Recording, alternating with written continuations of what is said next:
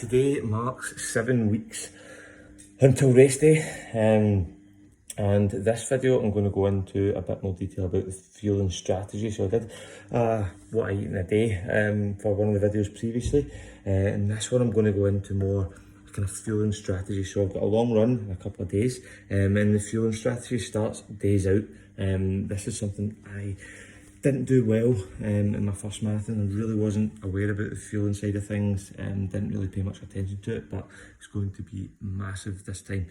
So I'm going to just kind of outline what my strategy is in terms of the days before and the day of and during the run. So over the next couple of days I'll kind of document what I've been eating, what kind of percentage carbs and so on, go into things in a bit more detail, and actually go all the way through until the long run in a couple of days and kind of treat it as if it is like the marathon day. So I'll outline all that, and hopefully that gives you a wee bit of an insight into my fueling strategy.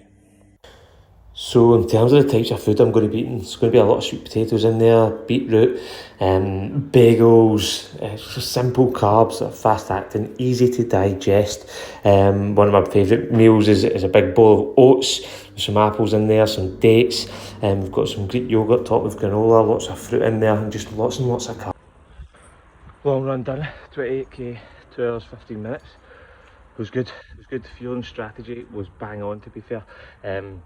No GI issues whatsoever, felt pretty strong throughout. Legs feeling a bit heavy, but in terms of fueling, absolutely spot on. So that was just 3 gels, one every 7-8k, and my Maurten 320 mix just sitting throughout. It was really spot on, but excellent stuff. Okay, so fueling strategy. Long run was a couple of days ago, kind of ran through the types of food on the lead up to it and what I've been eating. We're just going to go through the strategy in a bit more detail just now, and this is exactly what I think I'm going to do, just based off the fact the long run I did on Wednesday, which was a 28k, felt really good, probably the best I've felt in the long distance, and it's, as I said earlier in this video, between 9 and 10 grams of carbs per kilo of body weight. So I'm around about 72 kilos, so I'm talking around about somewhere between 600, 700, 750, 600 to 750 grams of carbs.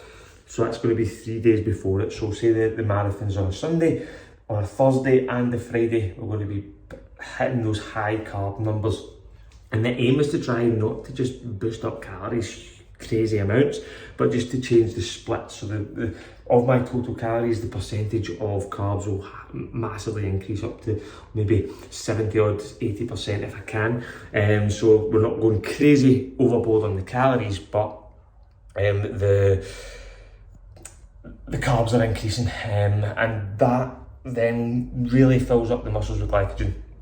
Then the day before, I probably scale it back a bit, probably to around about 500 grams carbs. So still a lot of carbs, but the reason for that is I don't want to be eating huge amounts and then feeling bloated prior to the race, night before the race, and that's still ample carbs. If you're talking 700 grams and 500 grams, then it's ample carbs.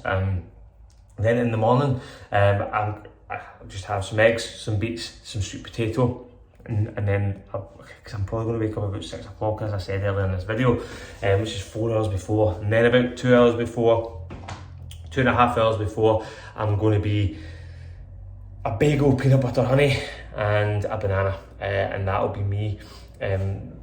Just until the race, I'll probably sip on some Maurten, just leading up to it, and then for the race itself, I'm going to have 5 gels that I'll probably take every 7 or 8k. So Huma gels are the ones that I'm going to be using, and I'll have a Maurten 320 drink mix, 500 ml in my belt that I'll just sip on throughout. Probably sip on some water at the stations as I go by them, and I'll sip on Maurten throughout, and then having those gels every 5 miles or so. So probably maybe every 7-8k is where I'm going to be having the gels, and that'll just keep the glycogen stores topped up, so I'm never really going to fully deplete, and that's where the issues can arise, and that's where I went wrong in a previous marathon. I just waited until about the half marathon point before I just started taking the gels, and by that point it's too late, you're depleted. So if we can just keep that stores topped up, I really should avoid hitting the walls. Hopefully that has kind of cleared things up in terms of a fueling strategy. That's what's going to work for me. You just need to test it out. Every long run between now and the marathon, I'll be practicing that.